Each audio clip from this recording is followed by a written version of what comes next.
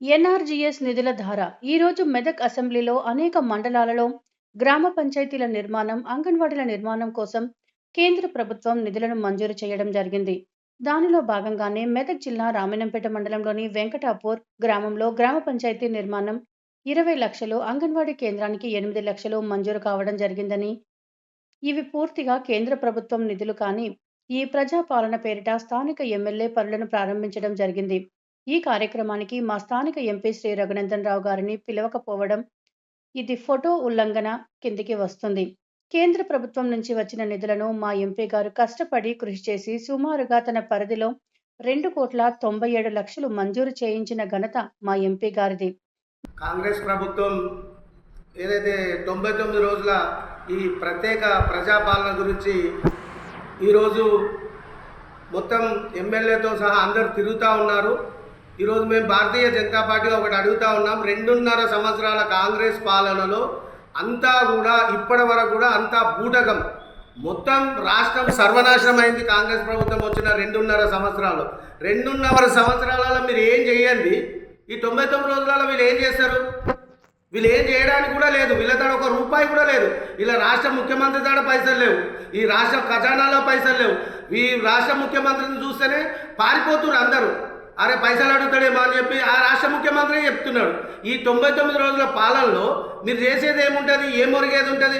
మేము భారతీయ జనతా పార్టీ కార్యకర్తల అందరినీ కూడా ఈ ప్రభుత్వం ఏదైతే ఉందో బూటకం ప్రభుత్వం, అబద్ధాలు చెప్పే ప్రభుత్వం, మోసం చేసే ప్రభుత్వం, ఈ ప్రభుత్వాన్ని నిలదీయాలని చెప్పేసి మేము కోరుతా ఉన్నాం.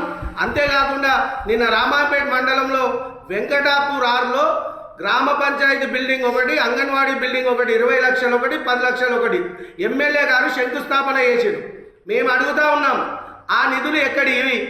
ఆ శంకుస్థాపన చేసిన నిధులు ఎక్కడివి? ఎన్ఆర్జీఎస్ నుంచి, కేంద్ర ప్రభుత్వం నుంచి వచ్చిన ఎన్ఆర్జీఎస్ సంబంధించిన నిధులు మాత్రమే. మా దగ్గర దానికి సంబంధించిన ప్రొసీడింగ్ కూడా ఉంది. ఈరోజు మీకు చూపిమంటే చూపిస్తాము. ఎన్ఆర్జీఎస్ ప్రొసీడింగ్ కూడా ఉంది. ఈరోజు 2,90,00,000 రూపాయలు ఈరోజు మా ఎంపీ యొక్క కృషి వల్ల కేంద్ర ప్రభుత్వ నిధులు ఏవైతే ఉన్నాయో, ఎన్ఆర్జీఎస్ ఫండ్స్ ఏదైతే ఉన్నాయో మొత్తం మా పార్లమెంట్లో ఇస్తూ ఉన్నాం. ఈరోజు వెంకటాపూర్ 6లో మా ఎంపీని ఎట్లా విలువరు మీరు? ఎంపీడీఓని అడుగుతా ఉన్నాం, ఎంఆర్ఓని అడుగుతా ఉన్నాం, కలెక్టర్ ఇదేం పద్ధతి? ఫోటోకాల్ పాటించరా? మా ఎంపీ మా కేంద్ర ప్రభుత్వ నిధులకు సంబంధించి కూడా మా ఎంపీని పిలవకుండా శంకుస్థాపన చేయడాన్ని మేము భారతీయ జనతా పార్టీ తీవ్రంగా ఖండిస్తూ ఉంది.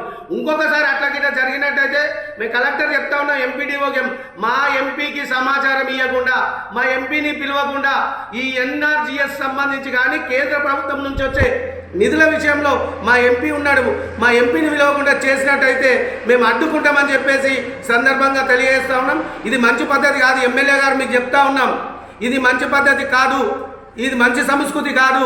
ప్రోటోకాల్ను ధిక్కరించి మీరు ఈరోజు నేను ఇచ్చినామని చెప్తా ఉన్నా. రాష్ట్ర ప్రభుత్వం నుంచి నిధులు ఇచ్చినాము. ఇవాళ వెంకటాపూర్కు 6కు మేము అడుగుతూ ఉన్నాం. మేము ఈరోజు అడుగుతా ఉన్నాం, కేంద్ర ప్రభుత్వం ఎన్ఆర్జీఎస్ నుంచి వచ్చిన 20 లక్షల రూపాయలు, 10 లక్షల రూపాయలు అంగన్వాడికి ఇచ్చిన పైసలు కాదా అని మేము అడుగుతా ఉన్నాం. మేము పైసలు ఇస్తే, కేంద్ర ప్రభుత్వం నుంచి వచ్చిన పైసలు వస్తే మా ఎంపీని విలువకుండా శంకుస్థాపన చేయడం అనేది ఎంతవరకు సమంజసం? మళ్ళొకసారి మా మండలంలో కానీ జిల్లాలో కానీ మా శ్రేణులకు మేము పిలుపునిస్తూ ఉన్నాం. ఎన్ఆర్జీఎస్ సంబంధించిన ప్రొసీడింగ్స్ అన్ని గ్రామ పంచాయతీలకు, జిల్లాలోని మా పార్లమెంట్లో అందరికి పంపుతా ఉన్నాం. ఎక్కడైతే మా ఎంపీని విలువరో, ఫోటోకాల్ ఎక్కడైతే పాటించారో ఖచ్చితంగా అడ్డుకొని తిరుగుతామని చెప్పేసి ఈ సందర్భంగా తెలియజేస్తా ఉన్నాం.